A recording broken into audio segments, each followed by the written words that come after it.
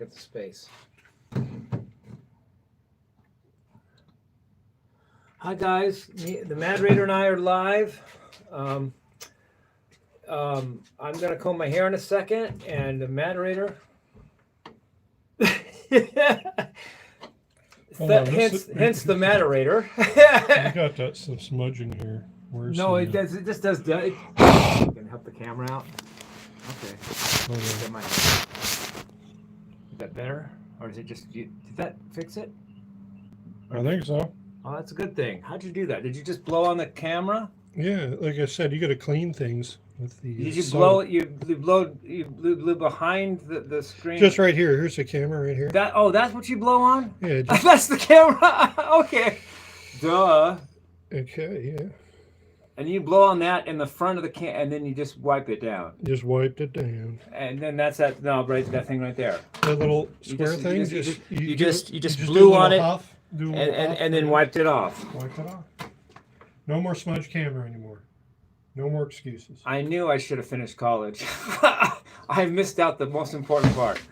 Okay, so the Matterator is going to show me. See, what would you guys do without me? Huh? Yeah, we'd all just jump off the bridge, off of a cliff like pigs, with demons, and drown. Okay, he's going to show me and you guys how to string nylon string acoustic guitar, it turns out when I tried to do that yesterday, that was not possible. There's a certain way to do it, and since I didn't know that way and had never done it, there's no almost astronomically small chance I would have been able to figure that out. Even so, I apologize for not figuring it out. Somebody commented about, well, can't the great Harvey Mudd engineer figure out how to string a guitar? Well, I did try, but it turns out there's a certain way you have to do it, and I was never taught. So I do apologize. I just didn't have the Mozart moment. But he's going to show us how to do it. He's got a drill here, which I use a string winder, but you do that by hand, and it takes longer. With a drill, it's just like you can do it really fast. Yeah, drill. Yeah, a drill. He's showing us. Watch this. Drill the stuff up. Oops. Yeah. That's like. Yeah, this little tip here, like $8. Yeah, it fits on this on the what's called the machine heads is what they're called. It was just funny because there was a Deep Purple album called Machine Head. I don't know if that referred to something on a car or if it's this, but I think these are called machine heads on guitars. And he just does it with a drill. What does that make everybody? Oh, what does that make everybody think of? It's a little pop quiz. Well, you know what it makes me think of? In the 80s, Paul Gilbert had a cool thing. He started it, not Eddie Van Halen. Eddie Van Halen took Paul Gilbert's idea on Pound Cake in 1991 Right Here, Right Now tour and used a drill on a guitar, but he was just making a sound effect anyway. But what Paul Gilbert did in the 80s, late 80s, he took 3 picks on a drill. And the drill would go really fast, and he'd pick really fast with a drill. And he used Makita drills from Japan. A Makita, I'm just going by my memory. I think it's called Makita. Yeah. Makita drills. And thank you, Biz, for $2. I appreciate it. I really do. You know, I know. We have different roles to play. And we have names for each other. Rock on, Biz. Yeah. Rock on, Biz. We have names for each other, and we have animosities among us, but we're really all coexisting on this ether called YouTube, and I love you guys for your energy. So thank you for the $2. I'm getting close to getting my first payment. Because on YouTube you don't get anything until you get $100. They don't give you 1 penny until you make $100, and I'm at $75 now. But that's after everything got taken out, like taxes and fees and everything, but Biz has got me $2. That makes me closer. So like I need like $23 more or something to get my first $100 check from YouTube. Or not check, but they go right into my account. Which I do have one. I don't just find dollar bills on the ground or on the street and then live off that. I actually have a bank account and all that stuff that an adult might have. Funny, right? Okay. Well, I'm going to show you guys. I tell you guys everything, and that's what I claim and say, and I try to live up to what I claim and say. So, can I tell you guys something I saw yesterday just by accident? Okay, I'm just talking. I'm being transparent here. I was at CVS just buying something, and these girls outside were selling chocolate bars, and I wanted to buy one, but I didn't have any cash. So I went back in the CVS just to buy some junk, just to get cash back so I could buy a $3 chocolate bar. And I saw this magazine for sale. It's called Autism, A New Understanding. And instead of buying junk for no reason, I bought this magazine, and with the extra cash back, I bought a candy bar. But if I wouldn't have gone back in the store, I never would have found this. I'm going to read this. This has to do with something I'm... Diagnosed by me. Yeah. And I'm going, diagnosed by whatever that was. But I'm learning about it. And I never would have got this if I weren't going back in the store to get cash to buy the candy bar. I never would have saw this magazine and bought it. So it all worked out. And I have an appointment next month to see about getting diagnosed with Asperger's, which is a form of autism. And just see what happens, you know. Like, you can't, you know. I'm just learning about myself here. I didn't even know Asperger's existed in 6 months ago. I didn't even know it existed. But that doesn't make me not have it. If I just don't know about it, maybe it'll go away. Well, I mean, being Generation X, there's all those memes, you know, where our asses are kicked. No, we didn't come from a society. Well, here's how Matterator put it today. In the 80s, everybody was, you know what, screwed. Can I say that? Getting our asses kicked. Yeah, but within that group, I was getting screwed. Getting my ass kicked. You were getting kicked a little hard. I was getting kicked. Even among the kicked, I was getting more kicked. So. Oh, for sure. And I didn't even know. And you didn't even know you were getting kicked. I didn't even realize how bad I had it until the retrospect in time and all that figured it out later on after the fact. Oh yeah, I guess I really got it. And not only that, I didn't know that a lot of the reason I was getting it was because of this Aspie thing that I didn't even know existed or that I had. I just thought it was all on me. Or whatever. And can I tell about what you said about my dad, about the situation he was in, Matt? Yeah. You think it's okay? Yeah. My dad was a 6'3" Navy SEAL. He didn't know about Aspie either. He just thought I was being obnoxious. He needed to knock me through a couple of more walls, and he'd knock me straight. But it didn't work because I had this. And he just. Oh, I guarantee you that was it. And he just hit me harder. He's from a generation that there was no name for it. You were just not listening. No, it was just not. It was not what? They just weren't. Yeah, they just said he's not listening to me. Yeah, he's not. I'm not getting through to this kid. Got to beat him up. And guess who won all the fights? You know. A teacher put it this way in high school. A teacher said. I was our shop teacher actually. It said something funny, but I related to it on a different level. He said, "We're gonna have a butt kicking party. My party, your butt." And I thought to myself, well, that's exactly what I'd get at home. I don't need to come to your class, Mr. Herrera, I think his name was. Yeah. I get that at home. I get a butt kicking party whenever my dad wants to have a party.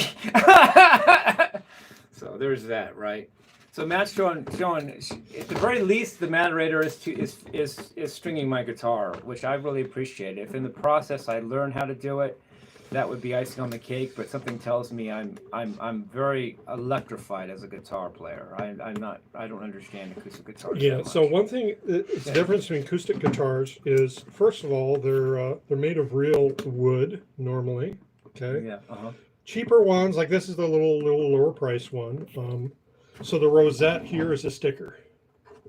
How can you tell if you go underneath here and there's a ridge? There's no ridge here. So what they normally do in a normal guitar is they'll a classical guitar is they'll actually bevel this area out here. Yeah. And they'll actually put it a wood inlay. Believe it or not, this in a more expensive guitar, this is actual real wood.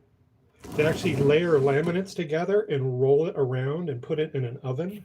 And they put little shaved slices of wood that's decorative, and then they put it around the sound hole. So that's one way you can tell whether you're Getting a cheapie or a cheap one. The other thing too is the more expensive ones will have like rosewood sides. The reason why you use rosewood, it's a harder wood. The softer woods are normally for the top because that has to flex. Oh. Okay. So let me get this straight, if I got that right. Yeah. You got a certain kind of wood here on a real guitar, a certain kind of wood here on a real guitar, and a certain kind of wood here. So you got 3 types of woods in just the body. Yeah. So the cheaper ones, like this, is mahogany. Usually the cheaper guitars have mahogany. The more expensive ones will have rosewood. Rosewood's actually a pretty rare wood these days, and it's just very expensive. Yeah. Usually harder woods take a long time to grow. Right. You just said this. What kind of wood did you say the side was? So the sides. Here's the thing. On the cheaper ones, the sides are laminates. And laminates are, they sandwich. The problem with that is you don't get very good bass response. The whole idea behind a classical guitar is bass response. Huh. The more expensive guitars do not have. They don't have a what do you call it? A shiny coating on them.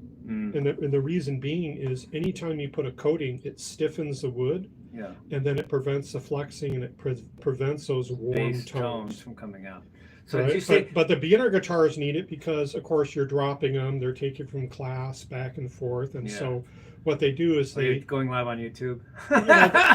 They'll spray enamels on them. The problem with enamels, like this enameled top, will not flex. It's so hard, right? Yeah. This doesn't flex.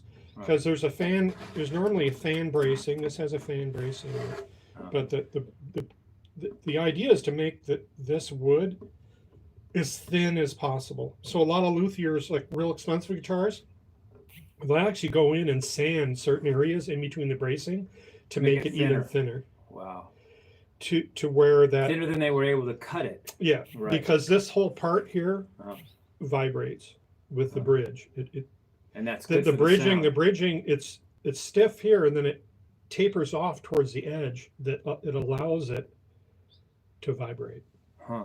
And then that's how you get those. So this part is stiffer, this part's looser. Yeah, they make it looser by sanding it down to make it thinner. Then it sounds like a real instrument. You can tell because the cheaper guitars sound like toys. Yeah. I don't know how to describe it. It just sounds like a toy. Right.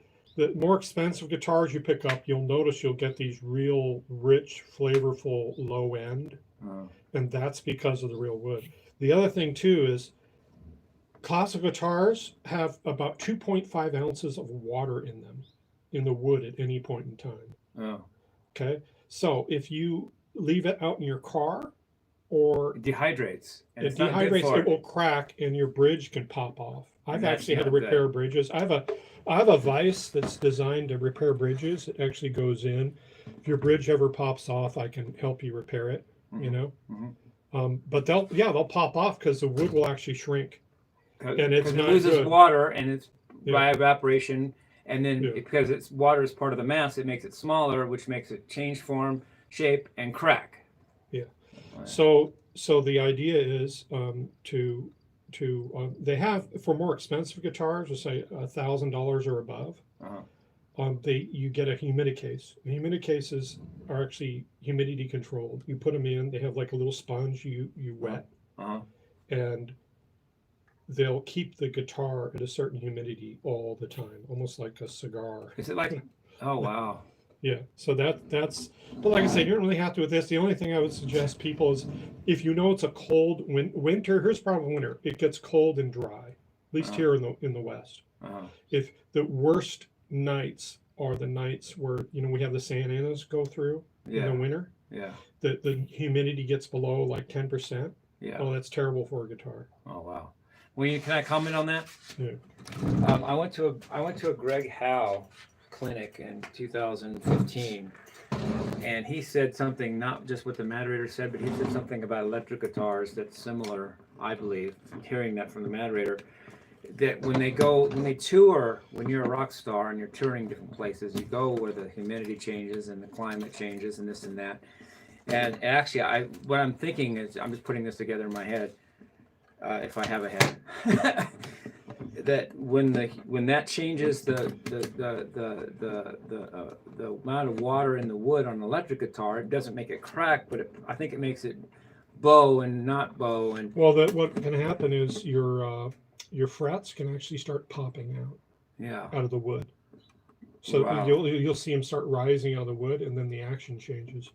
Yeah. Then you're screwed. You have to tap them back in. Well, Greg said something about he would have it all tuned up, and then he would go to some other country to play, and then all of a sudden the action would be like half an inch off the neck. Oh yeah, because of the bow. Yeah, because the bow changes because of the humidity difference or whatever I don't understand about weather. But he said he found, I'm going to plug something I wasn't even going to say.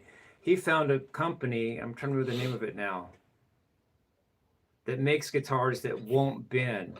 And they're really expensive, but they don't even make a 24 fret one yet, at the time I saw Greg Howe. But this guitar, it's one of his company. I'm trying to think. Don't tell me. But it won't even bend, so he likes it. Let me try to think the company it was. Greg Howe. Was it?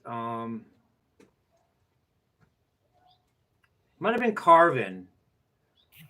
This is what comes to me. I don't know. I've got a good memory, but I haven't thought about it since 2015.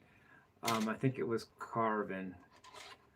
And he's waiting for them to make a 24 fret one. And I thought automatically, just sitting there because I'm a dummy, I wouldn't want to play a 24. I wouldn't want to play a 22 fret guitar if it doesn't change. I'm too picky. But Greg Howe went ahead and played a 22 fret. I think it was Carvin that makes the ones that don't bend. And it was after him that he helped design them or something like that. I think that's cool. I think it's Carvin, dude. I'd have to Google it, and I don't. But I think he said yeah. So anyway, the Matterator. Now let me say something about the Matterator here that I think is complimentary to him. He's not Aspie like me, but he focuses very well. He's very intelligent, and he's done many things and learned many crafts and trades in his life. And you just heard what he knows about acoustic guitars, and that's just acoustic guitars. That's not all he does. That's just one thing he picked up. So he's really cool. So let's go back into the. I want to go back into the. Yeah. So one of the other ways you if you want to see how expensive a classical guitar is, one, like I said, is the rosette, right? That's a circle. So there's going to be a bevel underneath here. Yeah. Normally on guitars that allow for the real rosette. This one's not. It's a sticker. It's okay. You paid for it, right? If not, I would say this is just cosmetic. The other thing too is don't get fusion guitars. First of all, the Fishman pickups they put in them are just. It's okay if you're playing at a coffee shop to have a Fishman pickup, but you're not recording with a Fishman pickup. Okay, a pickup that's built into the guitar. Oh, okay. If you're busking somewhere on the side of the road and you're going into a little amp, okay, that's great. And the problem with the fusion guitars are the ones that have like a little cutout for the hand. The problem is you don't get the bass response. Yeah. And usually the fusion guitars aren't full bodied; they're not that thick. Again, you're sacrificing. So don't get a semi. You're better off with just a standard setup like this. Don't get a fancy one that's got cut out for more. Look at the rosette. Make sure it's an authentic rosette. Also, these and cheaper ones are plastic. Now, on more expensive guitars, these are ebony. And what's okay, mine? they're bone ebony. Okay, these are plastic. So these are plastic. Bone is real nature material. Ebony. Ebony. Wow. So This is mahogany. Like I said, normally with a bridge, you want to. Mahogany is hardwood, but it's not as hard as rosewood. Okay. And that's why rosewood's always used for the fretboard. So the more you see expensive woods like rosewood and so forth, the cheaper guitars so are made out of mahogany. Basically, there's 1, 2, 3, 5 kinds of wood on a real guitar. Well, all different types, and you can get real exotic. Because there's this thing with wood kind of wood. This is one kind of wood. This is a kind of wood. The sides of one kind of wood, and the next. So yeah, your cheaper guitars can have a mahogany back and sides, right?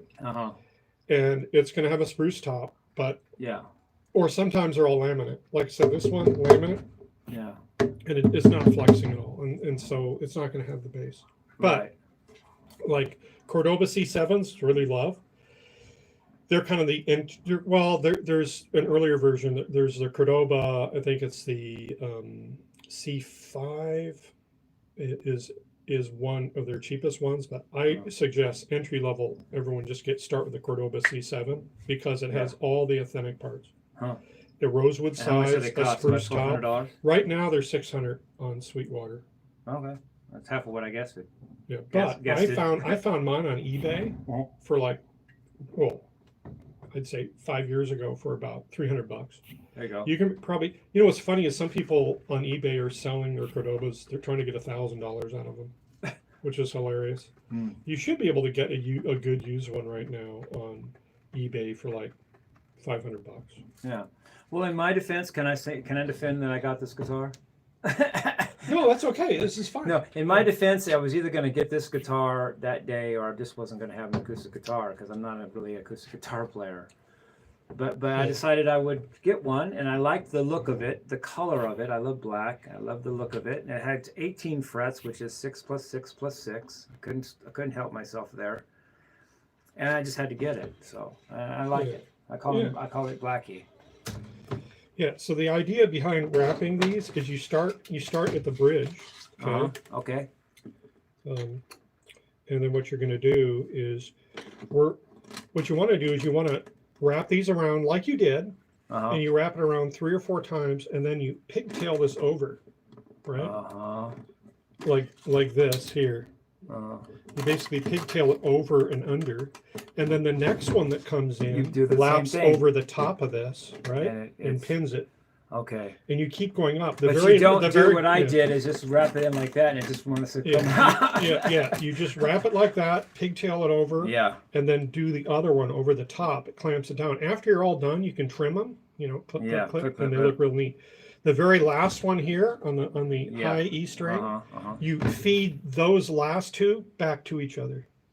So this one pigtails this way, this one pigtails that way, and then you cinch them both down. So that one's the most. That one needs the most security. Yeah. Well, there's no other way to. Oh, because there's no other string to do it. There's no zero string. So you pigtail it back the other way. Okay.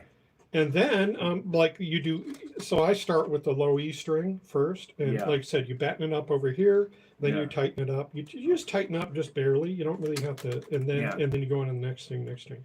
Here's the thing with guitars, though, is as we set them up, there was no way you're going to be successful yesterday because with nylon strings, they take about 2 or 3 days to stretch out, and that's you constantly tuning them too. So they just. It will go completely out of tune, really fast, for the first day. Wow! So that's if I got them on right, which I didn't or couldn't have because I didn't know that method. And so if you're a live classical guitarist, you're not restringing your instrument if a string breaks. First of all, before you go into anything, you're gonna have new strings, so that's not gonna happen. But if it did, you would always have like a backup guitar that has strings already stretched, or let's say. You pre-stretch them. You would put them on, and then once they're all stretched out, maybe you take them off. I don't know why you do that, but you could essentially if you're doing live stuff. Yeah.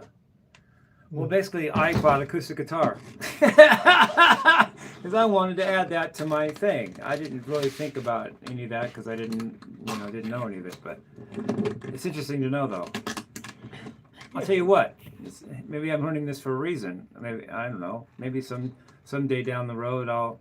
Can I say something? Ozzy said that when Randy Rhoads got his first royalty check for Blizzard of Oz, guess what he went out and bought? Any guesses? He went out and bought like a $3,000 acoustic guitar, and back in '81, that was a very good acoustic guitar. Well, I read where he wanted to be a classical guitarist. Is what he wanted. Yeah. Like Andre Segovia, and you know. And Randy, Ozzy also said Randy was into the classics. To be honest, I don't know why he had to say to be honest. I think the classics are cool. Well, the idea is if you can sound good on a classical guitar, which is just basically metal and wood, you're going to sound good on an electric guitar because you can't hide anything. Yeah. You can't hide anything on a guitar like this. Yeah. And the other thing was cool is all the current techniques, all that what you call slurs and tapping, all that stuff was done by classical guitars. Yeah. You know? The only thing that the electric guitar might have added is whammy bars that didn't have on acoustic guitars. They might have added that, and they might have added more frets, but that's just more frets. Yeah, and well, there's I mean, the pickups just make it sound. That's not adding anything to the actual guitar itself. But I think whammy bars might be unique to electric guitars. And I'd like to make a comment about that. I've played with whammy bars so long in my career of my playing that I'm uncomfortable. I'm uncomfortable with an electric guitar if it doesn't have a whammy bar. I just love the whammy bar on my right hand. You know, just to have it by my right hand. It makes the whole guitar come alive to me. If I'm in a store. Unless it's really special, like my 7-string fan guitar that doesn't have a whammy bar, I'll accept not having a whammy bar for a minute. But to be honest, and I'm trying to be honest anyway, I can't seem to stop picking up my 6-string guitars with whammy bars. I just can't see how that's pigtailed there? Yeah, show them. See that? Right over here. So you wrap it, pigtail it. Yeah. And this side, there's no reason to wrap it around. You essentially just... You put it in there and you just soak up all the string on it. I usually try and make it come off and line up. So it doesn't have to stretch so far. Here. Well, I don't like it being all the way over here. Yeah, so it has a curve. I like to wrap it up to where it's straight across. Up. Yeah. Little things, you know. Can I suggest that I have the Matterator to string my guitar next time, and not just try to do this? What's funny is I do all my guitars I do all of my guitars at my house, all the classical ones. I have like 4 different guitars. I just go ahead and replace them. I have like a guitar day or a restringing day. The other thing is there's an orange oil cleaner. Yeah. And what I recommend, I forgot to bring it, but no. Every time you replace your strings, you go in and you treat the fretboard. You clean it. Yeah. Just never use water or soap. Never introduce water to wood. Ooh, that's not a good idea. So, I mean, if you had to, you can do something like really, really light, like a sponge that you kind of wring out and just kind of do it real lightly, but you never really want to add water. I want to ask you the $1,000,000 question. Yeah. Is it okay to put WD-40 on a guitar neck? No. Electric. Just use the wood oil. Because I use WD-40 on some of my electrics for a second, and I could play like just a hair faster. You know what they called WD-40 in World War II? What? This was invented in World War II. Water dispersion 40 is what it was called. WD-40. Oh. They used it for guns and just in general for dispersing water. So it's not really a good fit to put it on the neck of a guitar. Yeah. Okay. Because Paul Gilbert said in his Paul Gilbert's Terrifying Guitar Trip came out in 1995, and he said the secret to success: tons of WD-40 all over the neck. Well, you can use anything that's slippery. Yeah. You know, and I tried it just to honor him, Paul, and also just to try it, and I could play faster for a little bit.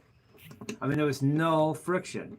Like everything my fingers could do, it could just come right out on the guitar, and I could less movement to do the same thing. So the natural wood oil, just like leather, just like cleaning leather, anything that's natural, you kind of want to use a natural cleaner. WD-40 is not natural, right? Yeah, it's kind of it's not I wouldn't use it. Okay. But anyways, what you would do is use that to. You would use it to clean, and then it would also treat. It would seal it too. So it's kind of like it would keeps moisture out. Keeps moisture out, and So anyways, that's what you can get them for like, I think the product's only like $18 on Amazon. I think there's like a guitar necks. I think it's called Nelson's or something like that. For guitar fretboards, right? For just wood, conditioning in general. You know? Okay. It's called Nelson's. It's like $18. I think it's called Nelson's. I'll have to send you a link. So here we go. All right. Okay. So I pull somebody said something funny. Kazoo is your speed, James. In other words, I should play a kazoo. Kazoo. That should be my new instrument. Wow. Well, his should be the flesh flute then. Flesh flute. So you check this out here. Yeah. You see it's pigtailed. Yeah. And then you just see how you tuck it underneath here? Let me see. Yeah, I do. See that? No, it's tucked underneath. Yeah. Now what we'll do is we'll pull this out like this. And then cut it later. And then you end up something really neat. Okay. So now we go back up over here. You do not have to double tuck these under here. You just give it enough. I did that wrong too because I doubled them last year. Yeah, you're just making the job more difficult. Okay. Run up over there. Okay, sorry. That's all right. I'm trying to help. Okay. There, see that? Okay, I like it. That's 2 strings out of 6. And there we go. Second string there. Well, at the very least, can we agree that I could not have figured all this out yesterday? Just on my own, off the top of my head. Well, yeah. Well, you didn't know. I didn't know. It's no big deal. Oh. And I bet you have people online right now don't know. That's right. Okay, tell me the math thing today. Yeah. Sure, let's do that. Matterator's told me about something called a PID loop. It's a proportional. Integral I was derivative. going to say it. I was going to say it. Proportional, integral, and derivative. PID. And he says I could think of my ASPI as a system that needs to have a PID loop to monitor what I think and say and do. And if I understand what a PID loop is in engineering, I could get the hang of it. And I studied systems engineering in college. It just was rusty for me. So I Googled PID loop, and it came up in a mathematical explanation of it by an engineering company called Syntec, SYNTEK. So SYNTEK probably stands for systems tech or systems technology. And I looked at it today, went over it, started learning some of the math again, remembering some of it, and I get it. Except I found an error in Syntec's presentation, and I posted it on my Instagram account and explained the error. So even the Syntec engineers that made the Google article page that came up when I Googled PID loop had made a mistake, and I put it on my Instagram account, and I said I explained the mistake, and I said I still got it, LOL, and my little happy face with sunglasses. Yeah, well, most of the people that do the engineering don't do the documentation. Yeah, I know that working in the tech, and you have a separate department that does all the documentation stuff, and then actually it pays really well. My brother did that for a while. He was it's called being a technical writer. Yeah, he wasn't a real engineer. He just wrote papers on engineering. Yeah, well, you read what the engineer does, and then hopefully you're good enough to understand it. But it doesn't mean you're not going to have mathematicians doing documentation. No, they're just not. You're going to have it's just divided that way, and it's error prone. Yeah, so they made an obvious error, and it never got corrected. I even looked at it for a second and tried to reconcile the error and say maybe give them the benefit of the doubt, but they goofed. Anyway. Okay, so here we go. So anyways, I just pin this like this. Yep. And do it again. After you do this a few times, you get used to it. Yeah, you get better at it, and it gets quicker and quicker, right?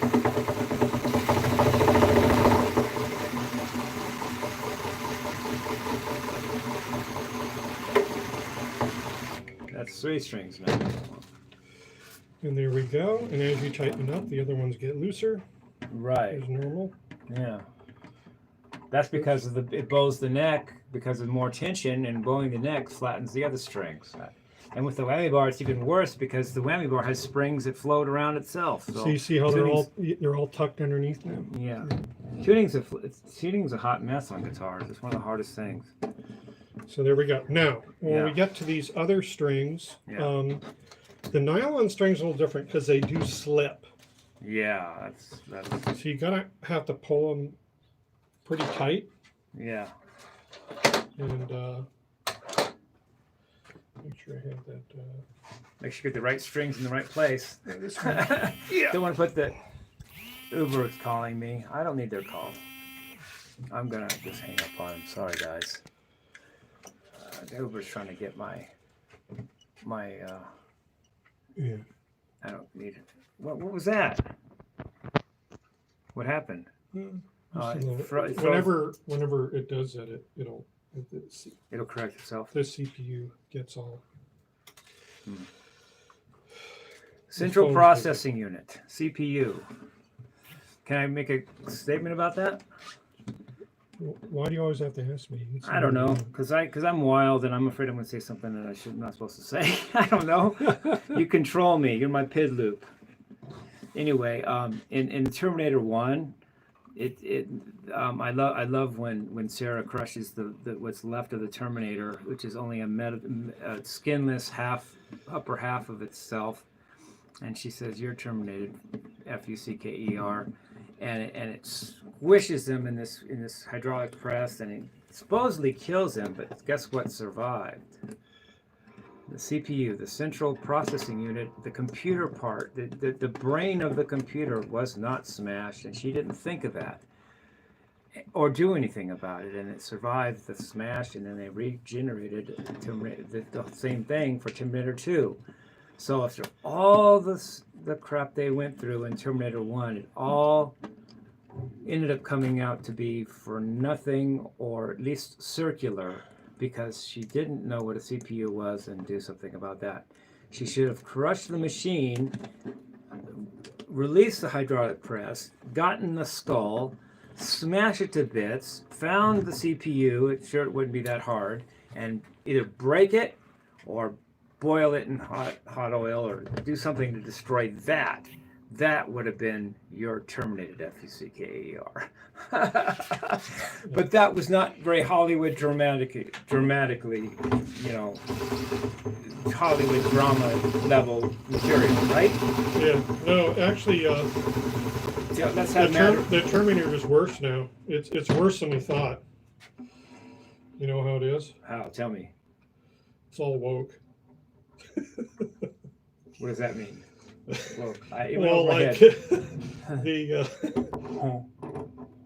Everyone's trying to shape. Wait. The Terminator is actually in society. It's artificial intelligence. Yeah. It's the computers that we use to run our lives they're already making mincemeat of us, right? Yeah. So you see this is holding. And I wrap that pretty good there. Yep. And I try and what I try and do is wrap them the same amount, just because it evens them out. Well, it looks cleaner. Yeah. Yeah. So you do the same wraps. You wrap them the same way. Yeah, it makes it look prettier. It just looks like you know what you're doing. Well, then mine adds that professional. You know what the saddest part about the whole deal with me yesterday then was? What? Even if I'd have figured it out, it would have looked like I didn't know what I was doing because I wasn't doing. They say it, and it's the same with I'm finding with doing music, like within the first usually day, you have the song kind of fleshed out to the way it should be, right? But the last 10% of your work, as far as art, is almost 90% of the time. Right. And that's with anything. Yeah. Anything. I don't care what it is. It's like to raise things to that professional level. Even if it's just 10%. Can I say it in a well, I'm asking again. He doesn't like it. Yeah. The Chinese have a saying. I think it's Chinese. If it's not, it's somebody else.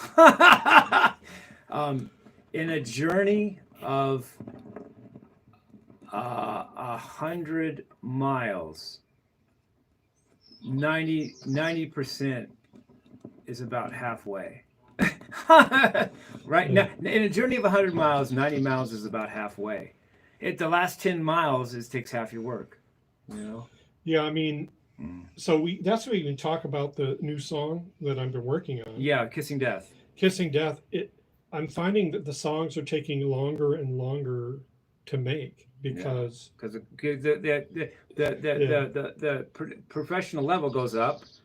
There's more variables to check than you even knew existed before. And even though you get faster at each individual one because you're getting better at it, there become more and more of them because you know more. Well, and more. our big weakness has been the percussion. Yeah. Which is we don't have a live drum player. It's like, how do we do it? So I've spent a huge amount of time on this one with the drums. Well, I appreciate that. Thank you for making. He's good. And tell you want to tell him about the surprise or just leave it up? Well, we'll leave it up. But my whole point is well, for the for the people that are saying, oh, well, you have to have live drums. You know what? One of the great bands that I really liked growing up was Wall of Voodoo. They sang Mexican radio. They did a lot of. One of their band members actually named was a drum machine. Notice we said that at perfect timing, me and him. But if you guys haven't heard Dark Continent by Wall of Voodoo, it's before Call of the West. Go listen to that whole album. And it's called Wall of Voodoo? Well, the group is called Wall of Voodoo. That's what I meant. That's what I meant. Stan Ridgway also did a song as a solo artist called Camouflage. It was about a Marine in Vietnam. Oh, wow. You know, that was a pretty popular song. But anyways, this is an example where, it'd be nice to have a drummer, but the problem is I'm limited in time. Yeah. Unlike this guy here. Unlike me. Is that the guy here? Me? I don't know what you're talking about. So, there's a lot of time, and the more people you add, the more people have to get fed and paid and dealt it's with. not just that. It's just that it's a time thing. It's just everyone knows that. It's like, and then of course you have to deal with another personality, another ego in the room, and it just goes all downhill. Drummers are usually the FU person in the group anyway. I really came close. I had a band called. We were going to call ourselves Bad to Good, but not for good, and not the number 4, but Bad to Good. And we had a bass player named Glenn Cody. Okay, that was and he taught me. That's how good this guy was. He was older than me by about 10 years, and he was the bass player. And this is Matterator is my bass player. This guy taught me half of what I know, or more, about rhythm in music. I mean, he did. He was all about groove for him, and he was like, Jimmie, you can get this, and he taught me a lot of what I know about groove and rhythm I got from Glenn Cody. That's how good our bass player was. Then I was the guitar player. We almost made it anyway. And then we had a singer that was a girl named Saskia that was on American Idol 10 years before this band. And then guess who else we had? We had this stupid drummer whose house we jammed at, and I didn't own a house yet. I only had an apartment, or actually it was a condo, but still not a house. And guess what broke the band up? Of all the 4 of us, we were good, dude. He started smoking, or he continued or started smoking pot, and that made him either not practice, not care about practice, and or not be able to play well. And the drummer was missing the beats. I was telling the drummer how to. I was keeping time for the drummer. Glenn would make sure I'm okay, and Saskia was knocking it out of the park. And we folded because the drummer did pot. What's funny is I'm thinking of friends growing up. All the friends I knew that were like full-on alcoholics, drug addicts. Guess what their favorite band was? Who? Kiss. So what's so funny about that is none of those guys did any of that shit. Yeah, that's funny. And they're like that shit's stupid, and yet everyone the drugs. Everyone's listening. So imagine a sober band playing to a stoned crowd. But somehow that was cool. Yeah. That was fine. They were cool with that. Well, and the thing is that, Well, that.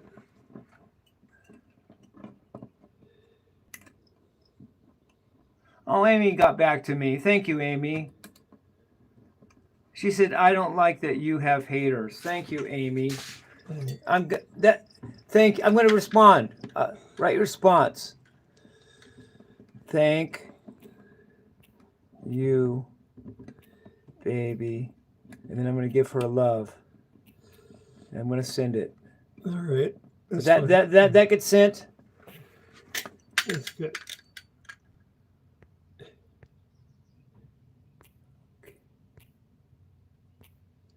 All right. I think that sent that. Okay. She explained she doesn't like that I have haters. She just stays out of the situation. So I understand. Okay. Thank you. Thank you, babe. Thank you, Amy. Thank you for that. Okay. So here's the tricky part. You see this? Show me. I left this one a little loose so I could sneak this down under. Let me see. This has to go back under here. This part right here. Yeah. Sneaking under here. Yeah. Come on. So we're having a little bit of tools helps too. Yeah. Come on. There we go. Does that do it? Well, so it goes under here, and I'm just going to pull it down below, down over there. Yeah. See that? Yeah. So everything's tucked. Yeah. Now we can really tighten things up. Now we can tighten stuff up because everything's down, so things are going to stay in place more than they did a minute ago, right? Yeah. You know, guys, you just saw live. Amy and I are talking again. There's that. She just texted me, and I didn't mean to broadcast that. I was just reacting to it. I was happy that she said that to me. So thank you, Amy. Thank you, Amy.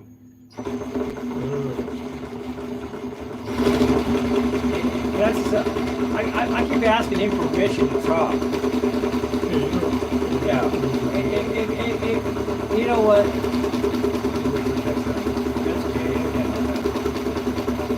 This is to you, Amy. Amy, I can always tell when Amy texts, even if it didn't say Amy. She's so soft and gentle with me. I can tell by her tone and the way she says her words that I could just tell that sounded like Amy, even if it didn't say Amy's in burns on my phone. So, thank you, Amy.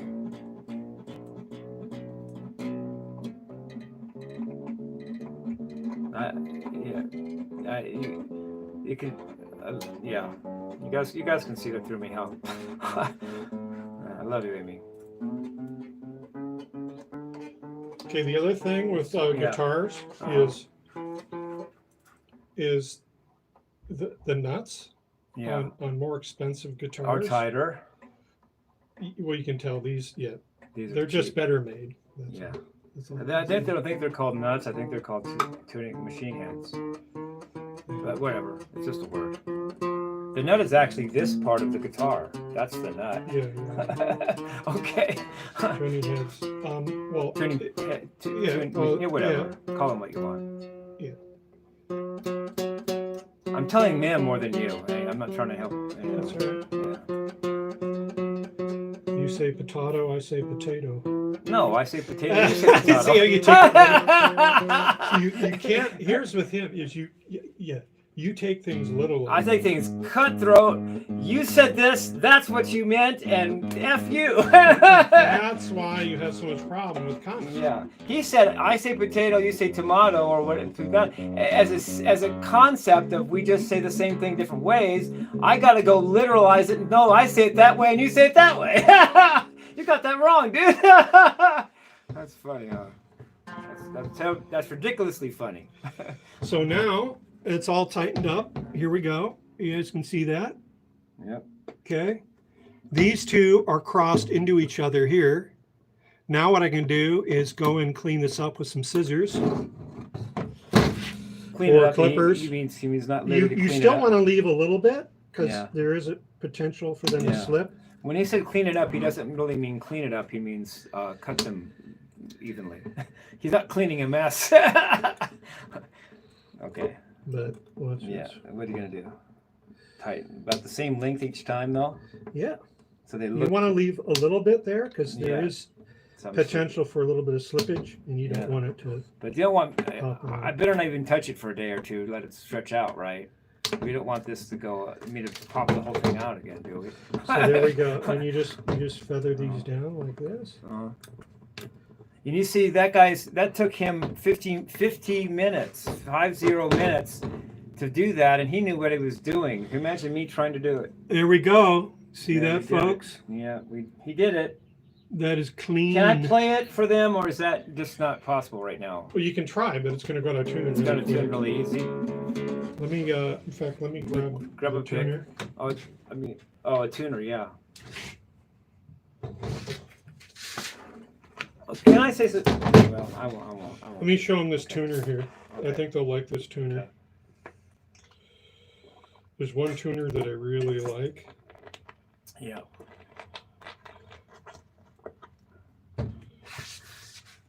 me see. Tuner here. Yeah, this is his T1 tuner. I love it because it just tunes everything. Doesn't matter. Just tells you what it is. So you can use it. You can just have this up in the room somewhere, and you can sing to it. You can do whatever. It gives you a key readout. Period. Not key. Pitch. Pitch. Key. Say the right word. Yeah. Key is dependent on pitch relation, not actual pitch. You don't tune pitch relation. Thank you. You tune pitch. Yeah. Say your word right, mister. You can't eat your pudding till you have your meat. Yeah. Pink Floyd, Another Brick in the Wall, Part 2. You know an even more controversial reason than I've even brought up of where I might have got kicked out of these clubs and stuff. Well, for karaoke. Hear this one out. It wasn't just my dress. It wasn't just that I talked to all the girls and whatever. I think my songs were on the edge. I did Another Brick in the Wall Part 2 by Pink Floyd karaoke, and I did Wild Side by Motley Crue karaoke. I was this close to doing Walk This Way by Aerosmith, and that's got all kinds of sexual innuendo. I was on the edge musically. People weren't doing that. I did Van Halen, I'm the One. I did Manic Depression by Jimi Hendrix. I did Save Me by Queen, very emotional. People just don't like, is my thought right now, people don't like to be stirred up. They just want to hear Happy Birthday sometimes and just go along with the status quo. And I was like done. And then all of a sudden, what was that? I'm sorry, but but I needed to take a break from that anyway, because it was taking a lot of my CPU cycles that I'm now putting in my actual music. And instead of worrying about, and I did Michael Jackson. I was about ready to do Michael Jackson Bad, which I never got to do, but I did Michael Jackson, The Way You Make Me Feel, and I did Want to Be Starting Something. And people weren't, and I learned I did the moonwalk for that, which I just learned on the spot when they asked me at Spindle's if I could do it. Spindle's Music Shack. And I said, I don't know, let me try, and I did it. Right there, I did it. Just off the bat, first try. And they didn't, and I'm doing Michael Jackson. They didn't like that. So get this weirdo out of here. But I'm doing music. No, I don't want to yell. I'm sorry, I don't mean to yell. We were talking about the other day. Yeah. About what was that? Christopher Robin's Winnie the Pooh. Yeah, the Tao of Christopher Pooh. ended up. There was an ending in that book where there's some type of ending where he said he could always go back into the forest and see his stuffed animals. Uh-huh. And then the whole premise of the book is how of Winnie the Pooh was the idea that it's a shame that as we get older we ignore that kid that played in the forest. And I didn't do that. I didn't lose that kid. But it's kind of to me, I wrap it into all the gatekeepers in music. Yeah. There's gatekeepers everywhere. There's gatekeepers who say, oh well, you got to play a certain way. That's how I always tell people, look, you know what? Go listen to Daniel Johnston. I mean, Kurt Cobain, there's a reason why Kurt Cobain had a Daniel Johnston t-shirt. Because the dude just had oodles of soul. Yeah. Did he play the piano that well? No. Did he sing that well? No.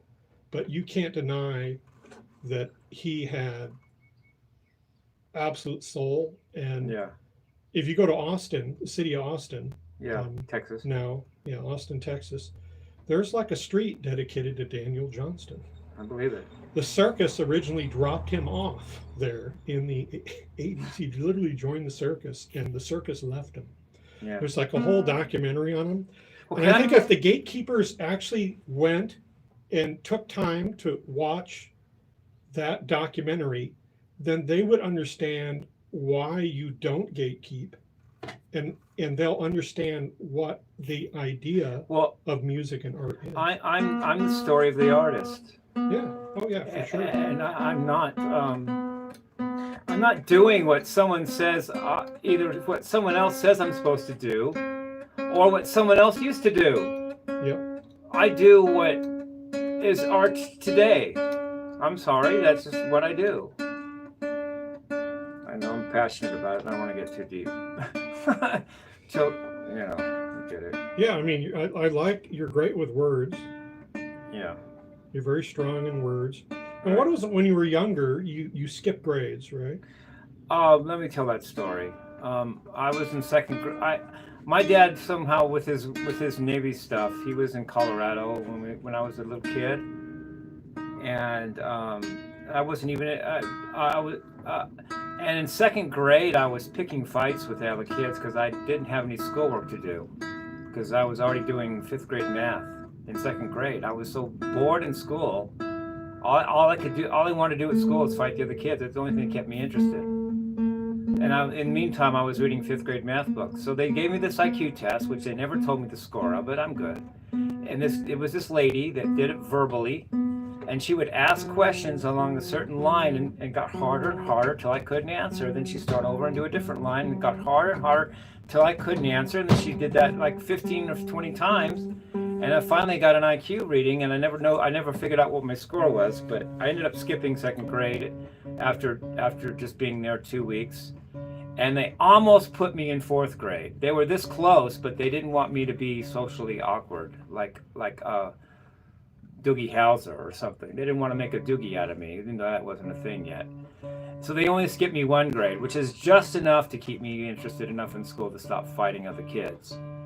And now here's the funny anecdote about that story too. They never told me my score. I still don't know it to this day. But when I was in 1980, I think it was 1987. It was like my last year at Mudd, maybe something like that. It was like the late 80s. I was home either for a vacation or just for a weekend. And I have very good hearing, probably due to my ASPE. And I often hear things I don't even want to hear. But I was in another room, maybe playing the piano. We had a piano in my house. And I was dicking around with the piano, and my mom was in the kitchen. And she was talking to one of her friends and thought I couldn't hear her because I'm playing the piano. What would I hear? And guess what she said to one of her friends over the phone? She said, "Oh, let me tell you something, Lois," or whatever her friend's name was, and likely Lois, because Lois was one of my dad's Masonic friends' wife. Jim, because they called me Jim. Jim got the highest IQ score in math that had ever been recorded in the state of Colorado up until 1972. Wow. And I overheard that, and to this day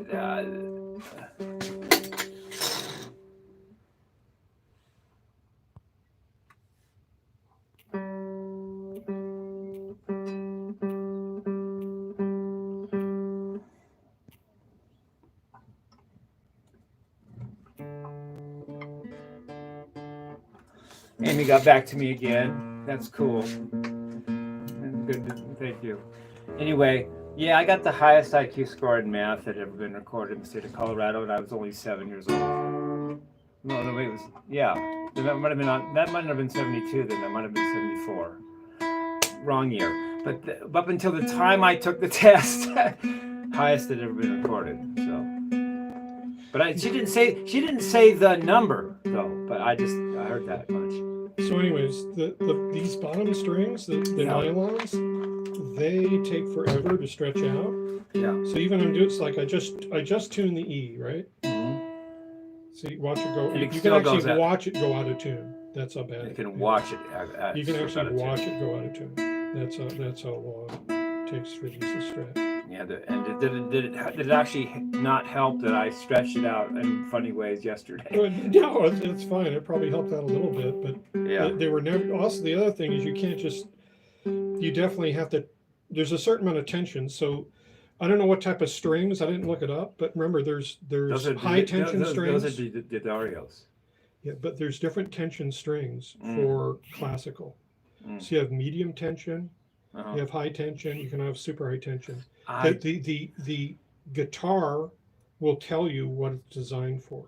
You can't put low tension strings on a high tension guitar. You can't put high tension strings on a low tension guitar. How do you know which is which? Just quality level? Well, you have to look at the package. I bought it used, or I bought it sitting on the shelf. I didn't see a package. Oh no! I mean, how do you know which guitar is tight or not? Well, you have to look it up. What is recommended? So how do you know which guitar to you have? I don't get it. It's totally off. Well, I'd have to look up this model number. Okay. Oh, I get it. See, it's totally out of tune still. Yeah. This is going to take a while. See, B's out of tune. Yeah. So it's like I said, these nylon strings are going to totally go out of tune.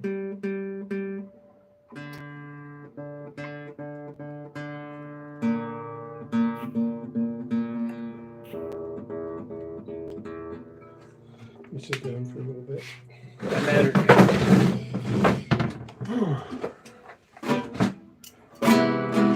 Can I add something else? Sure. Yeah.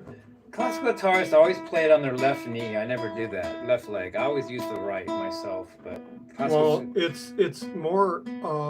It's all about. For speed, you need technique.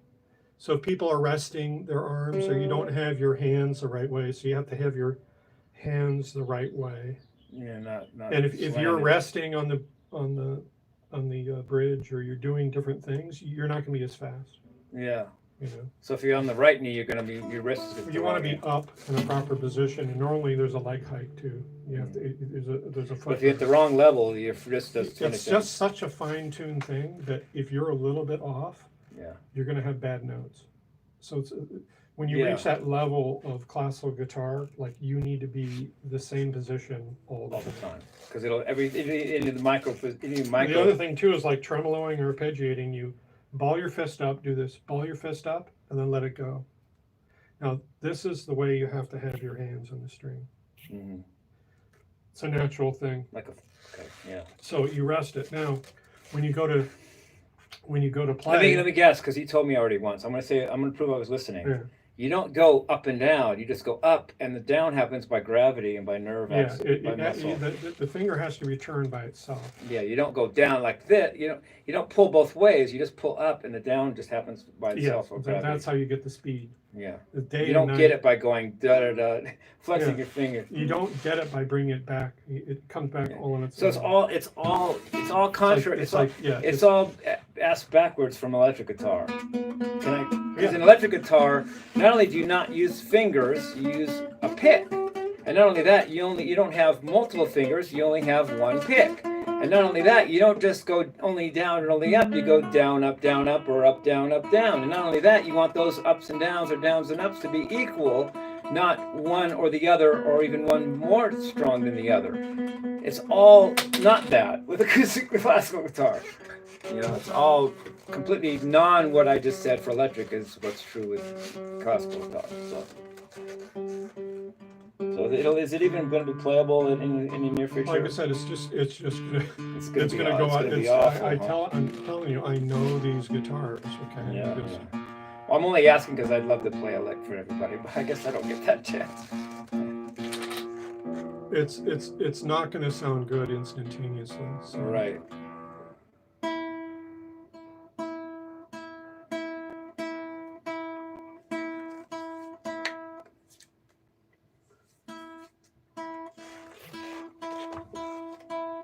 That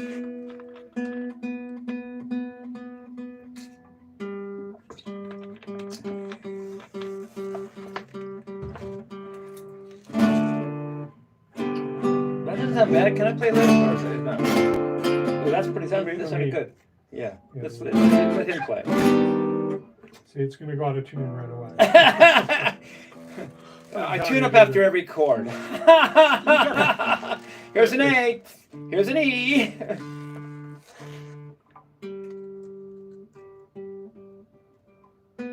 Yeah, normally what I do is at my house, I'll get the strings on it, I'll tighten them up, and then I come back about every hour or so, and I just tune it up, and I keep doing that throughout the day.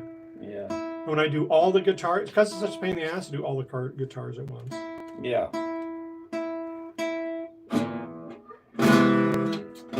Can I make an observation? Yeah. Look at the camera, Matt. I look at the camera. Let Matt look at the camera. Well, you can't tell, but if you get closer, you'll be able to tell. Someone remarked to me about 6 years ago. Oh no, it was less than that. No, it wasn't. It was like that long ago. I don't know, a few years ago, on a bus that I had a mole on my left side of my cheek, and that sort of Tom Cruise. And I started noticing it from then on, and I found it in about 20 actors and sometimes singers of rock bands that they have a mole on their left side, and Matt has one too. You got a mole on your left side of your cheek. Yeah. Yeah, and I don't know what that means or why, but it's just a thing. That sounds like Metallica or Queensryche.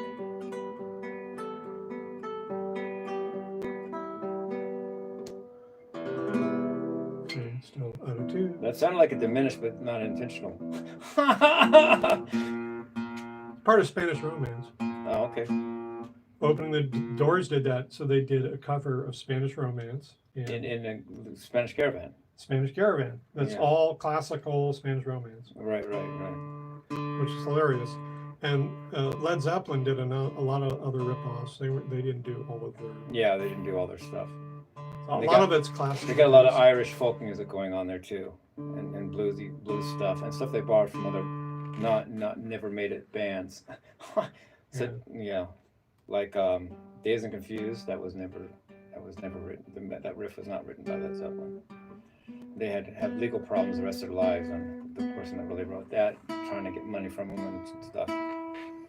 See, that's why you got to be creative, and you got to come up with things like our hit song "Dog Balls." Yeah, I don't, dude. If it doesn't come from my brain, I don't put it out unless I say it's this from that, right? I'll say I did this by this, but if I say Prophets of Tomorrow, that came from us. So there's that. Like it or not, it's our shit. I don't do. Yeah, you get it. So yeah, we're gonna do. But I do want to give. I want to give credit that when I did Ode to Pudge, which we're gonna redo, when me and Matt are gonna do, I did take that melody from Happy Trails. That was not my melody, but I think it was obvious because of when I sang da da da da. That was a Happy Trails melody, but I made the words to be Ode to Pudge, which was not an Ode to Pudge. Yeah, Pudge is kind of a strange guy, man. So even there, I'm giving credit where credit's due. I'm not trying to get away with that. I just thought you guys all knew. I just think it sounded like that was obvious, but in case it isn't, I took Happy Trails and rewrote the words to be an Ode to Pudge. But I never learned it on guitar. I got to learn it so we can do it today, if I can learn it in time.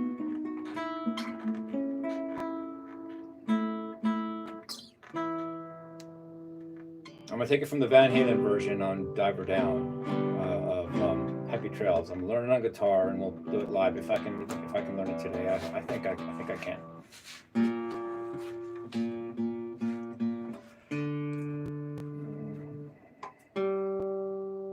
But I wrote that on my walk, recorded it on the same walk, all that within 2 or 3 hours. I'll say 3 just to be sure. And all without having heard Happy Trails recently. I didn't put it on Pandora or on YouTube or anything. I just went by what was in my head. Yeah, so our plan today is I'm going to follow this dude around, and we're going to go into places, and I'm going to also put some. We're going to put some makeup on him. Yeah. And make him look like he's smoking crack. Because the song "Kissing Death" says, "I can't quit. I can't catch my breath. I can't quit this meth." And I'm just going to have him like run around. We're going to be filming a lot today. A lot of filming. I brought my video. I brought my FAA certified drone that I'm going to use for some drone footage of Jimmie like running around terrorizing the neighborhood. And we're gonna do some guitar center footage for the song "Kissing Death." I mean, air guitaring it or fake guitaring or sync. We could even have you do Michael Jackson moves in front of like the Cove or something. Yeah, that'd be pretty cool. That'd be pretty cool. Just show, look, you don't get me anymore. Hey, I got two things to say. First of all, you can think what you want about me and the Matterator, but we are a couple, right? We're a thing, whether you like us or not, or what do you think? And secondly, I've said about you don't have me with the Cove. That reminds me of Queen when they were starting out, and Freddie Mercury was very controversial from the get-go, and he was the addition to the band. Everybody else was already a band. They were from England. Freddie Mercury was born in Zanzibar, which is an island in the Indian Ocean, and his real name was Farouk Bulsara, and his parents were Zoroastrians. I can't even say all those words. Zoroastrianists. And no, he was the oddball, but they needed a singer, and so they're sitting around talking or something, and the other guys are going, well, I don't know what we're going to do, and what are we going to do here or there, and Freddie Mercury just chimes in and says, well, you got me. And Brian says, okay. There's that. Well, think what you want of Freddie. They became Queen, didn't they? Right? Yeah, can you fault that? Can you fault history there? we're this, but we're us. So I think that's funny. No, so the new song, man, it worked on so many different drum beats. I'm not even gonna. We're keeping a lot of it for surprise, but it's awesome, guys. Yeah. Don't say any more, because if you say any more, I'm gonna say too much. No, it'll be good. It's 6.5 minutes long. I think we're just gonna go fuck it. Just keep it the same length. Just do that, please. Just keep it the same length. Keeping with the psychoelectronica, I'm doing the DeepMind 12. I've got you heard some of those sequences. I'm letting that be surprise unless you say what it is. Okay. I'm not gonna. Well, I mean, let's talk. What is psychoelectronica anyway? Okay, want me to blow the secret then? No. Okay, then don't tell me anything about it. Make up your mind. Psychoelectronica is we throw everything into it. Psych comes from psychedelic, which means kind of spacey and third eye-ish, and spiritual and intuitive.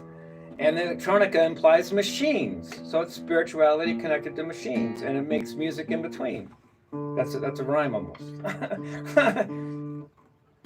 Yeah, I haven't really got into patching. So in the synthesizer world, there are people that just do synthesizers. They're basically synthesizer nerds. Yeah. And in their world, it's all about patches. Uh-huh. What's a patch? A patch is basically you take a standard default noise and you have oscillators in essentially waveform generators in a synthesizer. Okay. And you create different waves. You can create a saw wave. You can create a sine wave. You can create square waves. Can I explain what that is? Yeah. A saw wave is like this, triangle like teeth. A square wave is like this, like squares, but not square, just like that. And a sine wave or cosine wave is just continually oscillating. And sine waves and cosine waves are very similar. They're just shifted versions of each other, and they're both come from simple harmonic motion, SHM, which is just motion around a circle. And if you take motion around a circle and you take just the x, which is this way, or the y, which is that way, value of it, you notice that it goes back and forth or up and down as the circle goes, and that makes the sine wave or the cosine wave. And I didn't realize that until I got in my freshman year at Harvey Mudd. I just walked right into my physics professor's, Professor Wagoner maybe, office, and I said, dude, I don't get sine waves and cosine waves and how they apply to circular motion or simple harmonic motion. Explain it now or I'm out of here. I'm just going to leave college. I'm going to leave Harvey Mudd. And he explained it to me. Okay, I get it. Good luck. I mean, good job. You saved me. All it is take the x value of a circle going around, or the y value of a circle going around, and the x value is the sine, and the x value is the cosine, the y value is the sine. The x value is the cosine, the y value is the sine. So let me go even deeper for the math nerds out there, which is nobody. No, I'm just kidding.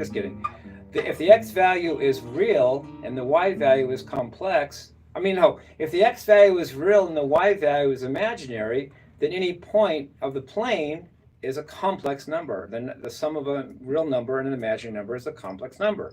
And if you have simple harmonic motion around a complex plane, then the x value is cosine, but it's the real value, so you say cosine theta, because theta is the angle in radians.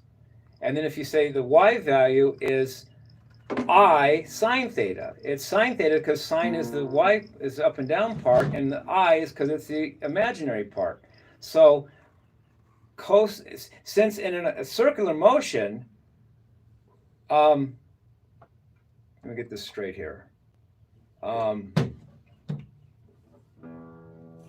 At any point, it's the sum of the two axes. So this is x plus I y. So if the circle is cosine x, and that's the x part, and the y part is I sine theta, so I meant cosine theta. Cosine theta, the real part, plus I sine theta, the imaginary part, is equal to e to the I theta. And that's proven by Taylor series. And theta is just the angle of the circle as it goes around, starting with the x-axis as 0, going counterclockwise, measured in radians. 2 pi radians is the whole circle because it takes 2 pi times 1 to get a whole around. 2 pi times the radius to go all the way around if the radius is 1. Half a circle is pi radians because that's half of 2 pi, half a circle. Half a circle, yeah. And then quarter circle is pi over 2. And that's quarter of a circle because a quarter of 2 pi is pi over 2. So if you go to pi, you get theta equals pi, and then you can say cosine pi plus I sine pi equals -1 because you're on the -1 part. The circle is 1, radius 1. So cosine theta would be if theta is pi, cosine pi is -1, so you have -1. Sine pi is 0 because the up and down part is 0, and it's equal to -1. And so therefore, if e to the I pi equals cosine pi plus I sine pi is 0, cosine pi is -1, then you have e to the I pi plus 1. No, e to the I pi equals -1. Add 1 to both sides, e to the I pi plus 1 equals 0, and that's called Euler's identity. It's the only important formula in mathematics, really. Everything else is trivial to that. E to the I pi plus 1 equals 0. Because it has E, complex, no, not complex, irrational transcendental constant. It has pi, irrational transcendental constant. It has I, which is the main imaginary number. So that's those 3 constants. It's got 0, which is the additive identity. It's got 1, which is multiplicative identity. It's got addition because there's e to the I pi plus 1. It's got multiplication because e to the I times pi is multiplication. It's got exponentiation because it's e to the I pi, and it's got equality. So it's got everything in one formula that you can put. Beautiful.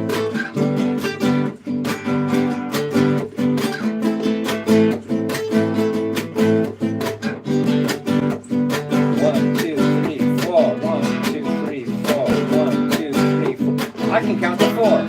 4. 1, 2, 3, 4. 1, 2, 3, 4. 1, 2, 3, 4. 1, 2,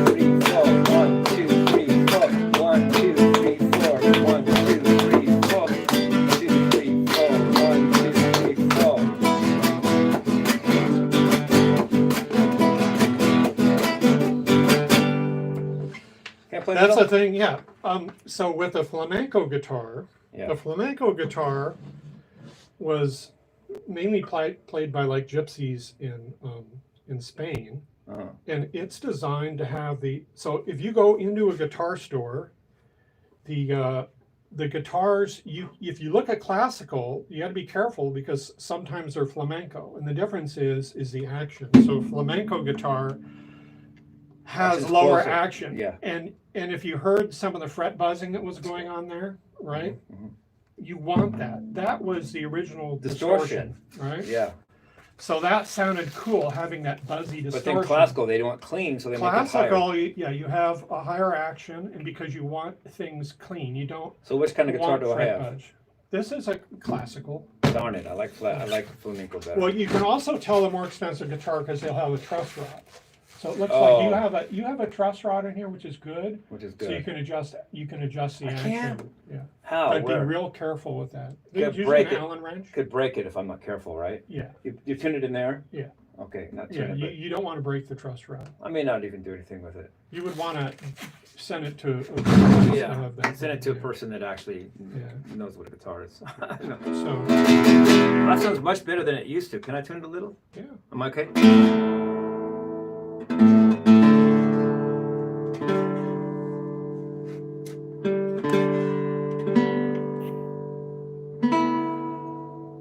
I tune you guys. I just tune fourth, fourth, fourth, third, fourth. So fourth, perfect fourth, perfect fourth, perfect fourth, major third, perfect fourth.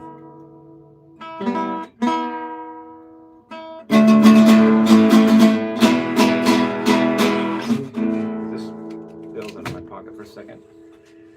Things in my pocket distract me when I want to play. Up here, dude. What? It's time to go? Well, no. You can play. I'm just going to start setting up. Oh, yeah, okay, thank you. I'm going to play a little bit because it's we've been going almost an hour and a half.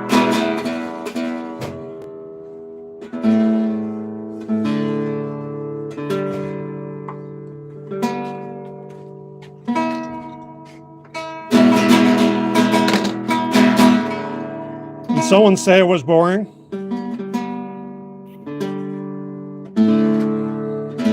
Is that all they said? I thought it'd be worse than that.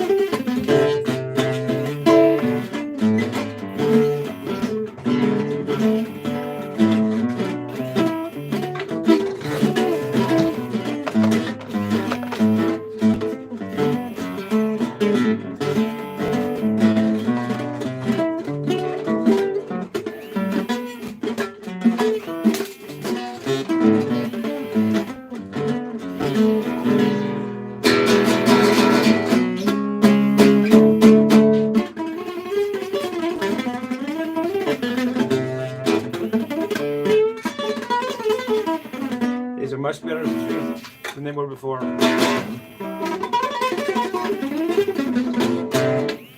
Hidden numbers calling me, whatever. No, they left. Oh, I didn't answer it in time.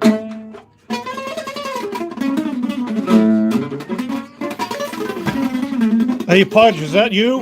We'd like double pepperoni with onion. Yeah, so that's another pizza that we have to pay A large. Make sure to pay for it this time. for. Yeah, we'll Thank you. time to pay for it. Don't just send it to our ass.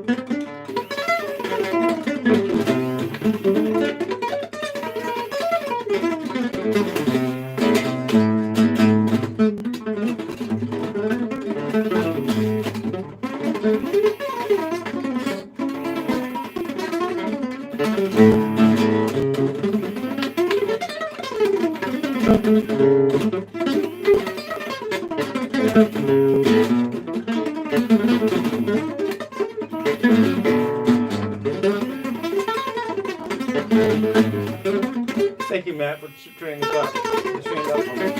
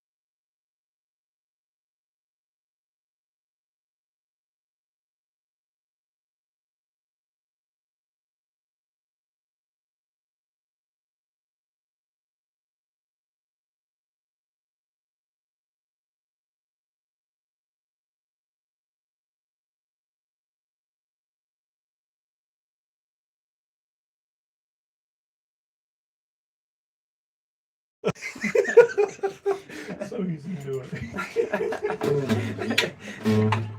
Trailer park, yeah, right. Notice I'm playing lighter now. I'm just not trying to hurt. Podge just called us. We invited him for live, but he doesn't want to join us. Yeah, there's, as Spock said in one episode, there are two possibilities. He is unable to. He is unable to respond. He is unwilling to respond. That means he either doesn't want to come or he can't. Anyone wants to join us live sometime, you're welcome to, man. Yeah. Right. We have just Discord. We got Discord. We also can invite on YouTube now. You can invite guests. Yeah. Feel free to join. But you got to have big balls.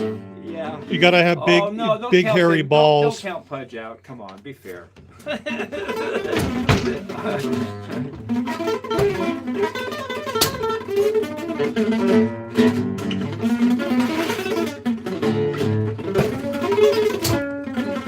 Oh, plus if you were a neighbor, you wouldn't have an unknown number because my neighbors aren't creepy like that. And when they call me, I have their actual number comes out.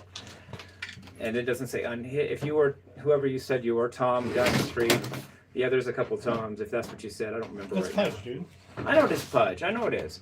But if you were really a neighbor, you would not have an unknown number. I would see your number light up. So there's that.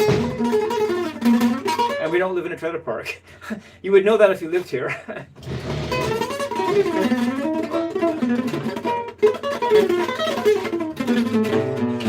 Anyway, I love you guys. Peace, rock and roll. Okay, so